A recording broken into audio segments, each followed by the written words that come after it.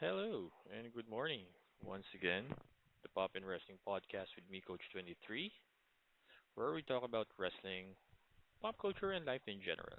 So I apologize earlier to the number of my viewers. I wasn't able to record my bonus episode yesterday, but I'll try to do it later, probably tomorrow. It's all about PPO talk for the bonus episode. So right now, we're here to talk about wrestling, sports entertainment, whatnot. So, as I said yesterday during our ECW retrospective episode, NXT was preempted yesterday due to the US elections, and we already know who won uh, the elections there. So, it's a rare, well, not really rare because they were able to do it for like 2 years or so. A Wednesday night matchup between NXT and AEW. So NXT, as I said yesterday, they are produced or emanated from the 2300 Arena, formerly known as the ECW Arena, in Philadelphia, Pennsylvania. Sold out crowd, hot crowd. Uh,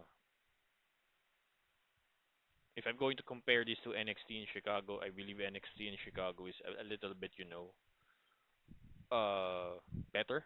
But don't get me wrong, NXT in the ECW arena was actually great as well. So they're on the road. So of course there's like those nostalgic moments. One that I was surprised was the old ECW theme opening NXT with the grainy video and plus you know the the legends of ECW was there along with the up and coming stars of NXT.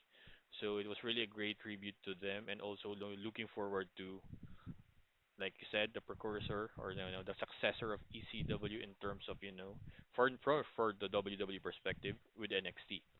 And yeah, hot opening match. The opening matchup was between Jada Parker and Lola Vice in a little bit hardcore street fight with the special guest referee Don Marie, ECW legend as well.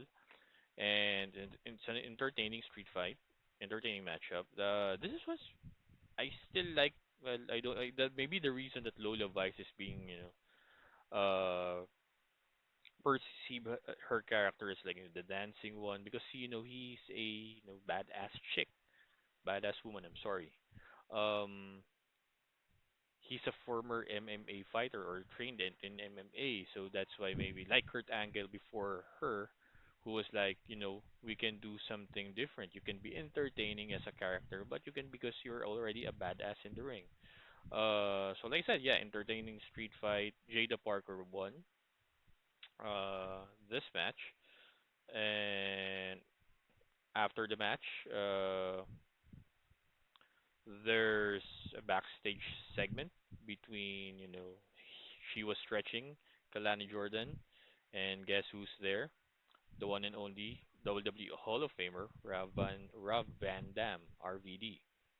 So giving her advice, and after she left, uh, camera was still in with RVD. Then camera fell, cameraman fell, and somebody is attacking RVD with a steel chair. And when cameraman was able to get his bearings, he pointed out that it was Wesley.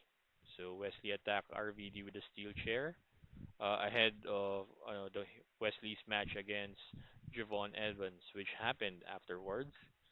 And I like the match, but there's something off between the Javon Evans and Wesley match. I guess it's they have too much similar move set. Maybe that's the reason why. I don't know. Like I said, I'm not trained professional wrestler, but that's the thing. It's a popular belief or understanding in the sports world, whether it's combat sport or even any other sport. Styles clash. Styles clash.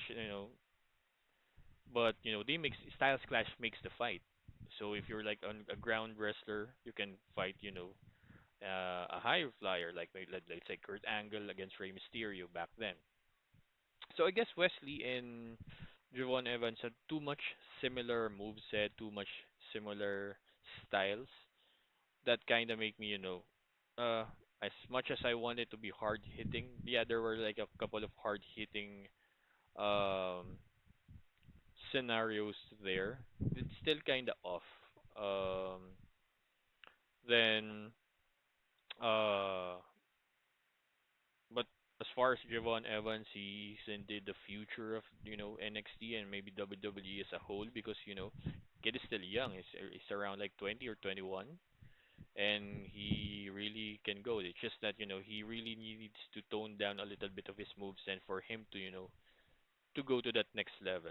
Again, if Wesley is doing the same. Before Wesley was like high flying, always jumping, always flipping, and after his back injury, it kind of tame of being more hard hitting style. So I guess that's the reason why. For me, the right person won. Javon Evans won after RVD kind of interfered on Evans' behalf. Um, and yeah, I don't know what's RVD's future uh with NXT or WWE. He's really a free agent, and he can go where when or wherever he wants. And like I said, a few weeks ago when they started promoting NXT at the ECW Arena, I hope that it's RVD versus Javon Evans. But yeah, there's no story at all. It's just like maybe similar with the Orton Javon Evans match a few weeks ago. So that's the reason why maybe they made the Wesley and Javon Evans matchup. But yeah, right man won. But I don't think this takes anything against Wesley. I think he's still in contention to which title that he wants to. And yeah, then afterwards there are a couple of backstage segments. Uh, the family, Tony D'Angelo's family, met with the full-blooded Italians, FBI, Tony Mamaluk and Little Guido, what he's popular known as Nunzio in WWE.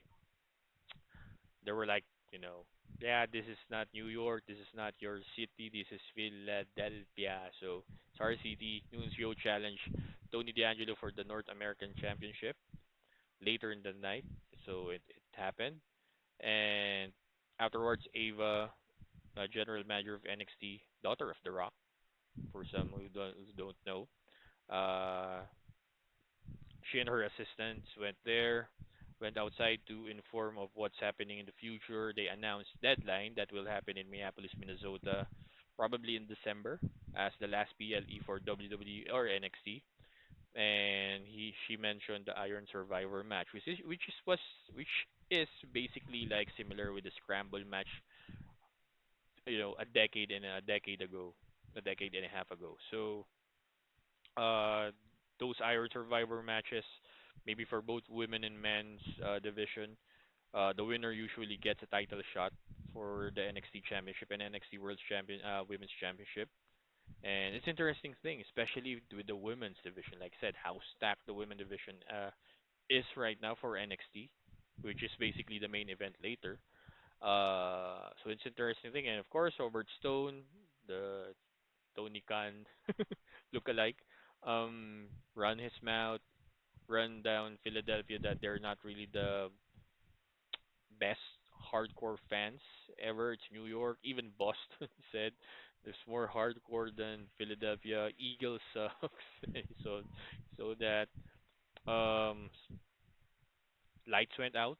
I was like thinking, is it Sandman? Because I was like thinking of dun dun dun dun dun, but there's no music. And I believe Sandman is like sober right now, so he cannot portray his old character. I don't know. I'm just guessing. Or Sabu. Sabu is way too injured. Had like back surgery a few years ago, a couple of years ago. I was surprised that it was Rhino. I remember that because Rhino was just like inducted in the TNA Hall of Fame like 2 weeks ago, and he gored he gored Robert Stone in a really interesting segment, really entertaining segment. Uh, and that's it. Like I said, another ECW legend shown. Then afterwards, a couple of in and out backstage segment between Adonis and Katrina or Karen. I forgot her name, but she's a pretty lady. Um, then of course a tag team match, anticipated tag team match between Trick Williams, NXT champion, and Bubba Ray Dudley, WWE Hall of Famer, against the team of Ethan Page, Old Ego Ethan Page, and Ridge Holland. Of course, as expected, Bubba Ray didn't really do anything much aside from hitting his best moves like the Dusty Bionic Elbow, couple of punches, kicks, clotheslines. That's it. Because Bubba Ray's, his body's not really that in shape anymore, and it's of course being a legend, being injuries, uh, it's expected. So Trick Williams did most of the moves set, and I was surprised because of course if you're like in the nostalgic factor, you're wishing that it's going to be Bubba Ray and Trick winning against Ethan Page and Ridge Holland, but surprisingly, Ridge Holland and Ethan Page won with a roll up. Ridge Holland, just schoolboy Trick Williams for the 1, 2, 3. Probably a title shot, looming, maybe probably in deadline as well. But yeah, they were like surprised. So Ridge Holland left.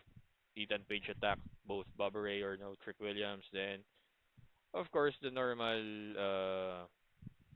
this is the nostalgic factor came out. Um, Bubba Ray hit a body slam and did the what's up headbutt with Trick Williams, and Bubba Ray, of course, pushed Trick Williams when they were able to do that, and he ordered Trick Williams to get the tables, but there's no table at all. Then Dudley Boy's music played out again, and who came out? Another WWE Hall of Famer, Devon Dudley. So Devon Dudley had brought a table, and Trick and Bubba Ray. I was expecting a 3D, but I guess based on Bubba Ray's injuries or whatnot, maybe back injury, they weren't able to do that. They just hit the double choke slam to Ethan Page through the table, and yeah, that ended the tag match. And what else happened at the time? There was like a couple of backstage segments as well. Um, then afterwards, Francine, ECW original, one of the original female, wrestlers or performers for ECW, Francine was there as well. And afterwards, it's the North American Championship match between Tony D'Angelo, the champion, against Nunzio. Of course, like I said, it's just for nostalgic factor during the match. Tony D'Angelo won, obviously. Nunzio was, I guess, you can see he's in shape, but he's really like really old now. But he hit his best moves, the Sicilian slice, and for like a 50, almost 60-year-old guy, he was able to still go. And yeah, Tony D'Angelo won via his high angle spine buster. And afterwards, peace peace happened, between the FBI's and the family. Then afterwards, it's the main event of the evening, the 10-woman tag team matchup between the team of Julia, Stephanie Bakir, Zaria, Kelani Jordan, and TNA's Jordan Grace against the team of Fatal Influence, headed by the North American champion, uh, Fallon Henley, uh, and the team of Cora Jade and NXT champion, women's champion, uh, Roxanne Perez. And crowd was hot. I was like expecting that they will, shit on the match because of it's women, but they think they were chanting women's wrestling. It's that acknowledgement of how great the women's division of NXT now, because Philadelphia is a ruthless crowd. For those who are now not familiar with them, especially the ECW Arena crowd, but they were chanting women's wrestling there on the 10-man tag match, hard hitting, no spot. You can call it a spot fest, but they're developing storylines even within the 10 women tag match. Um the team of Metaphor, Jakara Jackson, and Lash Legend came out. I believe they're on their way in a feud with the team of Julia and Stephanie Vaquer. Uh, Latter part of the match, uh, Jordan Grace was holding Roxanne Perez, and Zarya hit the spear, but Roxanne Perez, like a heel, of course, what a heel do. What a heel do, heel does. She avoided the spear, and Zarya speared Jordan Grace, and but the thing is, she was able to counter some of Roxanne Perez's moves. She hit her finisher, which is an F5 version, and she got the win. She got the pinfall on the NXT Women's Champion. But of course, like I said, during the fight, during the matchup, storylines were developing. The team of Metaphor against Julia and Stephanie Booker, and there was this one instance, and if you're like a fan like me, you can look at the little things, the nuances of a match or a storyline. And there was this shot, because there were separate, sides. Jordan Grace was giving uh Zarya this look of what happened. So probably both girls or both women are hard hitting women, and I'm seeing a match between the two of them, and I think it's going to be a hard hitting one as well. So yeah, my point of view for the NXT 2300 crowd was on and off because I was expecting really a hardcore, a really hardcore, a really loud crowd, despite the ECW arena's number of, number of audience. But they were still able to, to deliver some. Maybe, yeah, like I said, the Wesley Javon Evans match was a kind of off for me. It's a great match, don't get me wrong. It's kind of just off for me, I guess. And it's not because of the flipping of, jumping or bouncing around. There's just something off. Maybe because it's their first match, I believe, one on one. So maybe they're just, like Carmelo Hayes and Andrade and on SmackDown, their first match was great, but they were just feeling it out as well. And now they're doing the same with Javon and Wesley. So yeah, the women's main event delivered. They always deliver. The women's 99% that if you see like a women's match for NXT, they always deliver. Like I said, they are the best women's division in all of wrestling today. I don't care if you're WWE main roster, AEW, Stardom, Marigold, Women's of Wrestling. NXT is really loaded in terms of female talents and how they execute the execution of how they do their programs and their superstar their matches. It's really there. So it was a great show. Still, next week they're back on Tuesday at 9 a.m. here in Manila, 8 p.m. in the U.S. So they were back on Tuesday, Wednesday here in Manila for NXT Tuesday, and I believe they'll be back in the Performance Center in Orlando. And I'm just rocking my baby. He's sleeping, but I'm still talking like this. Um, so that's it. But it's the thing. It's Thursday here in Manila, Wednesday night in the U.S. So it's one of the rare instances of a Wednesday night matchup or war between the WWE or NXT against AEW. AEW Dynamite also emanated in the US.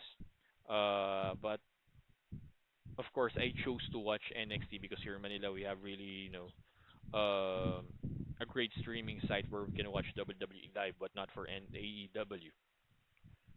And some of my friends still think that AEW is just a rebranded version of, ANW, the root beer, the root beer and fast food chain, whatnot. But yeah, I still have the results. I just log into one of the the internet wrestling pages that I follow, and I just browse on through the results. So opening that happened in for Dynamite. Where are they? Oh, they're in New Hampshire University. Eh. Oh no, Manchester, New Hampshire. Yeah. Oh my God, New Hampshire doesn't really have that big fan base or crowd. Interesting. It's an interesting lineup. So opening before, I believe I don't have a Twitter or X, so I believe Tony Khan already announced that Bobby Lashley is all elite now. Uh, I don't know why they even do that anymore still. So yeah, Lashley's back now, and officially their group is called the Hurt Syndicate. As I said, I believe MVP and Bobby Lashley traded mark the name Hurt Syndicate because they cannot use the Hurt Business because it's a WWE trademark. So they opened the show. Uh, the MVP, just like the normal heel manager or whatnot, he just browsed on through the history of Shelton Benjamin and Bobby Lashley, and then Swerve came out and challenged Bobby Lashley for a match at Full Gear, and they say yes. So yeah, that's it. That's the opening matchup for Dynamite. The Blackpool Combat Club, but I believe right now they are being rebranded or renamed as the Death Riders, which is the finisher of John Moxley. So yeah, Blackpool Combat Club doesn't really ring a bell anymore since William Regal is no longer in AEW. So why do you still call yourself the Blackpool Combat Club? You can call yourself the Death Riders now. So it's the team of Claudio Castagnoli and Pac versus Orange Cassidy and Darby Allin. Match ended with a unique for AEW fans out there, no contest. Of course, the you know the dominant group of Moxley's group beat up the team of Allen and uh, Orange Cassidy because I believe they're gearing for a main event match between John Moxley and Orange Cassidy at Full Gear for the AEW Championship. So afterwards, the conglomeration, maybe the team of Orange Cassidy, tried to save them because they have the match following afterwards. So it's a fight without honor match between the Learning Tree, Chris Jericho, Big Bill, and Brian Keith, versus the conglomeration team of Mark Briscoe, Kyle O'Reilly, and Tomohiro Ishii. And like I said, I'm just browsing through the results because I haven't seen the highlights or the exact matches. So, Fight Without Honor is basically an all-out six-man tag team brawl, no disqualifications, and it ended when Ishii picks up Jericho and hits a sliding lariat, and he hits a sheer drop brainbuster for the pinfall. So the conglomeration won, and with Ishii pinning Chris Jericho, and I believe now for this one they're setting up a match for the Ring of Honor title between Chris Jericho, who's current champion, against Ishii. Following match is Adam Cole versus Malachi Black. Match we have seen in NXT before. Um, but yeah, uh, believe it's a great match. I think it's call what bad body shame Adam Cole whatever you want or whatnot. I still believe he's a great talent. I just feel that he's being wasted in AEW even since he came there. Yeah, sure he's a Owen Cup winner, you know, Owen Cup winner, tournament winner. Got a title shot against MJF last year at All In London, but that's it. Injuries battered his body, concussions, broken ankles and whatnot. For this one, it's a race of three. A race of three between Roderick Strong and Adam Cole. So whoever has 3 wins, they get MJF at Full Gear. But Adam Cole said that if they're tied, so him and Roderick Strong are tied with 3 wins against their opponents, they'll get MJF in a three-way match at Full Gear. So this is actually a weird storyline because I, how they bounce between heels and faces are, like I said, I topic it a few episodes ago. But yeah, Adam Cole won against Malachi Black. Cole offers a handshake. Malachi Black didn't want it. He hugged him instead. So it's a show of respect to Adam Cole. Then Renee Young, in a backstage segment, Renee Young or Renee Paquette, they still call Renee Young in this website. Interviewed Jay White. Then he was ambushed by Hangman Adam Page. I believe they're also gearing for another rematch at Full Gear or Dynamite or whatever. Jay White is obviously being tagged as the baby face here with the Hangman Page as the heel or tweener. Then another segment in the ring, face to face with Christian Cage and his patriarchy. Minus Kill Switch Luchasaurus because he's currently suffering health issues. So they have a new member in Keep Sabian. So we're still a weird group. Christian Cage, Keep Sabian, Nick Wayne, and Mama Wayne. Nah, sorry. Yeah. So Christian Cage is trying to recruit Hook to his group. So because I believe they attacked Taz, that Taz has to do a knee surgery. And question of Christian Cage: do you want to be an announcer like your father, or you want to be like a multi-time world champion like me? So that's their feud now. Christian Cage still holds that contract for him for a future world title shot. Uh, that's it. Then there's a backstage segment after Christian Cage bailed out, who came out, beat up the security of Christian Cage.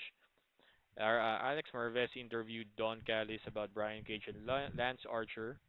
Then a very large wrestler interrupts. I don't know who's that. I haven't seen like I said, I haven't seen any highlights. So he plays a voice message from MJF asking Callis to take out Adam Cole in exchange for money and MJF's Dynamite Diamond Ring. Yeah. Then their only women's match today for uh, Jamie Hayter versus Penelope Ford. Yeah, that's their only women's match, and Jamie Hayter won. Yeah. Then they're hyping. They promoted a video hyping up Mina Shirakawa's return to AEW next week, and JR hyping up Okada. And Okada is one tournament away from tying Masahiro Chono. And Okada trash talks Chono. So yeah, that's it. That's how they're using Okada.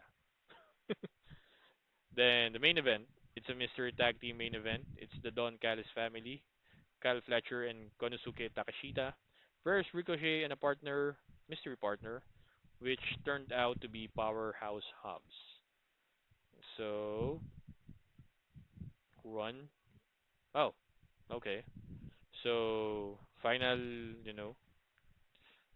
match. So Hobbs pushes Ricochet out of the way of a lariat. Ricochet gets a near fall. Ricochet climbs the top rope. Ricochet hits a shooting star press for a near fall. He hits a spirit gun for the pinfall. So I don't know who did he hit. Maybe Fletcher.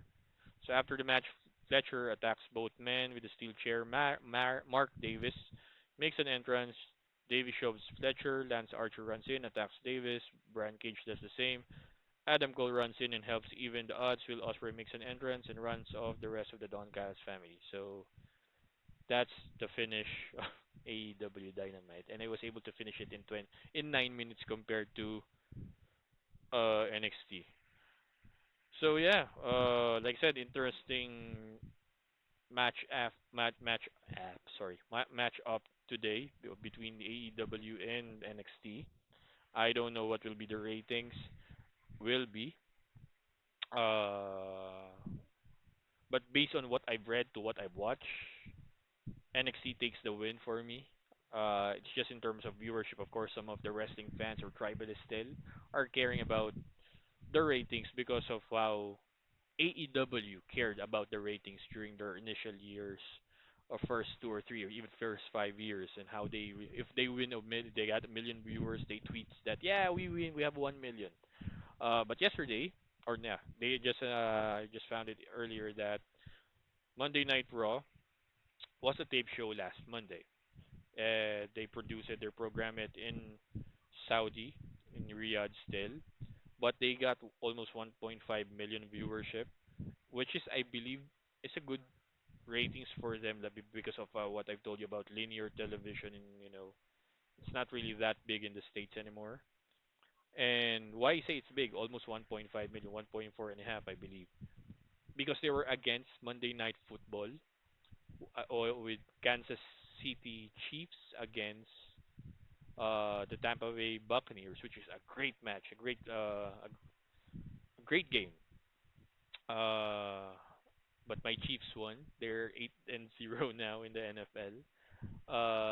They are trying to to get that three-peat of winning Super Bowls because they won the last two, and it was a really a great game, great, interesting. I saw the highlights.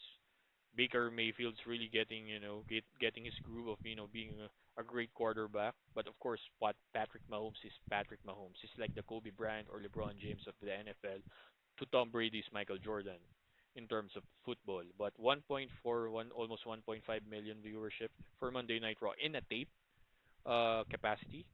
It was a great win for them in my book. And even though it's like 4 matches, limited storyline development because they just came out after a pay-per-view or PLE, still a good rating. So probably we'll just wait for the ratings between NXT and AEW tomorrow. And yeah, so that's it.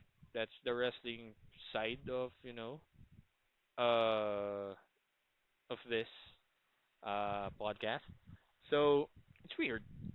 I know when I did the first and second episode, I told a lot of people that I'll not do a politics talk or religious talk because I find them. Yeah, don't get me wrong. I'm a spiritual person. When I say I'm a spiritual, I'm Catholic, baptized Catholic, communed as Catholic. Um, I'm a spiritual person. Um, I talk to God when I pray. The last time I've been in a mass, I can't even remember. But yeah, because I didn't attend the mass, there was no mass when my son was baptized earlier this year. But I'm a spiritual. I pray. I talk to God. So I don't want to talk about religion. I have respect, too much respect to any religion out there. I don't care if you're INC, Methodist, born again Christians, 7 day, Advents, Jehovah Witnesses, Muslims. I don't care. If you're nice to me and if you're respectful to me, I'll respect you the same. I don't care what your religion is or religion are. Politics, it's okay. I guess we can talk politics because it's a great debate, a great argument. As long as, like I said, there's still that respect among people. So yesterday, U.S. election happened. Donald Trump won. He's the 47th president in the U.S. and he beat Democrat uh, candidate Kamala Harris, currently vice president, and Trump won. Now earlier, she already called Trump to tell that Donald Trump that she concedes. So it's a weird topic for politics. I'm not a fan of Donald Trump. Never once. I don't think I will ever will be. Um, and this is me, my opinion. I love my friends in the United States. I have friends there. I have family members. I think for a country to be called United States, they are grossly divided in terms of politics or beliefs or whatnot. And like I said, it's really weird to talk to because if I'm going to analyze their politics, they're voting just like every other election. They're voting for one party. So George Bush, I believe, is a Republican. After his term, it was Barack Obama, which is a Democrat. Then afterwards, it's Donald Trump as a Republican. Then afterwards, it's Joe Biden as a Democrat. Then now it's back to Republican with Donald Trump. Donald Trump, if you're going to look at his personality, he is a businessman. He's a capitalist. He likes to be fair for for the economy of the U.S. because you know if you're earning more money, then you're a good country. And nothing against the Democrats. Democrats are really, for them they're like the good guys. Republicans are, bad guys. But it's just perspective. Um, it's weird because right now in my Instagram feed, there's this like I'm. This is for me, my personal belief. Kamala Harris and the Democrats, they're with pro-abortion in the states. And I was talking to my wife last night, and she said that my sister-in-law became like, yeah, pro-abortion should, be legalized or, should, take place or should happen. But that's the thing. For me, this is the Filipino and Catholic and probably the spiritual person in me that I'm a pro-life. My wife was like, what if a person, knock on wood, gets raped and she bears a child? And I, of course, I respect women. And I have a wife, I have two daughters, I have a mom, I have a sister. But that's the thing. I was watching this TV show, for my Worldwide Wrestling Society friends. You know this. It's Batang Quiapo, Coco Martin's Batang Quiapo. And 2 episodes ago, Christopher De Leon's character and Cherry Pie Picache's character, they were like discussing. And Christopher De Leon said along the lines that don't hate our kid because of my mistakes or because of our mistakes. Because in the show, Christopher De Leon's character, or when he was younger, raped Cherry Pie Picache's character. And Cherry Pie Picache's, became pregnant with Coco Martin. And because Christopher De Leon's character is a criminal, so it's like that. There are, for me, the reason I was irked about the pro-abortion thing, and don't get me wrong, a lot even of wrestlers are like, because it's a woman's body, it's her rules, and I totally get that. Like I totally get myself because I have some friends like, why don't I have like tattoos, and I'm a 41-year-old guy, or why still buying toys or graphic novel? It's my life. I don't even care. So it's like that. But the thing is, for me, why I'm against the pro-abortion thing is because it's life. It's still a child's life, and there are also parents or couples who have who can't bear a child or has difficulty bearing a child, but for some who can do it easier or can do it in their own healthy way, wants to do something like that. And for me, I was like, I told my wife, you know what? No, despite for the Democrats being nice people or good guys to some, this one irked me a bit. I'm like, wow, this is something else. But I understand my American friends. I understand that my friends in the States because it's liberal way of thinking. Like said, it's my rules, it's my life, it's my rules. So don't get me wrong. I totally respect it. It's just not my belief. I just don't, get it. I get it, but I don't get it. And there's also one video that I saw in my Instagram feed that I believe a week or 2 weeks ago during Vice President Harris rally, I believe a couple of students shouted like Jesus is Lord or something. and Kamala Harris said, you're in the wrong rally. So I'm like, okay, that's weird enough for someone of her stature to say. Like I said, it's the liberal thinking of Americans. And don't get me wrong, I love and I like my friends. Totally respect my friends in the States. Sorry, but it's weird enough. Like I said, I'm a spiritual person. I'm not. I don't really. But when a person of high profile person say that, it's kind of weird that you can just ignore it. You can just no say no comment. Like okay, yeah, you can pretend to do that instead of saying you're in the wrong rally. This is not about that. Which is fine as well, I guess. But it's weird enough. In a world right now where there's a lot of cynical people, cynicism, negative people, woke people, saying things like that is really weird. And I'm not a woke people. I'm a millennial because I believe millennials are like 81, born 1981 to 1997 or 1998, I believe. So I'm a millennial by birth. But my way of thinking is still, the old school thinking of, come on, respect other people's beliefs, and you don't say things like that. And like I said, I'm not a fan of Donald Trump because Donald Trump did a lot of nasty things in his life, I believe. That's grabbing the a woman's vagina. Sorry to say, recorded that he said that. It's really weird. Uh, so I hope the United States right now becomes really united. And I like earlier, as much as I said negative things about a little bit of negative things about the Democrats and Kamala Harris, she called Donald Trump. She conceded and said that what, the transition we will help you out. We will tell you what's happening, and which is a good thing. It's a show of sportsmanship, and it's a great thing that it came from Joe Biden. It came from Vice President Harris. It came from Barack Obama. That okay, we lost, we concede, you won. That's it. It's a good.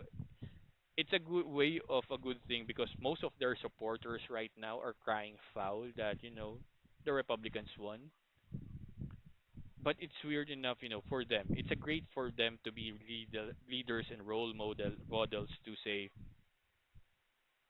that yeah, you won, congratulations.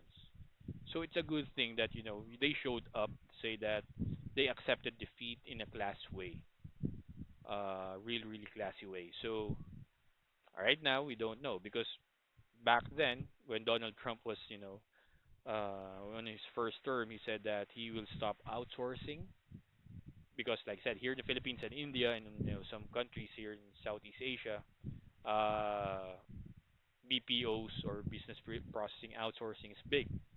But the thing is, as I said to my friends, the real power is not with Donald Trump. It's with the capitalists and businessmen in the U.S. But I think since Donald Trump's economist type of president, I think they will do good in terms of their economy. I just hope that certain issues should be met or should be met or should be deal accordingly.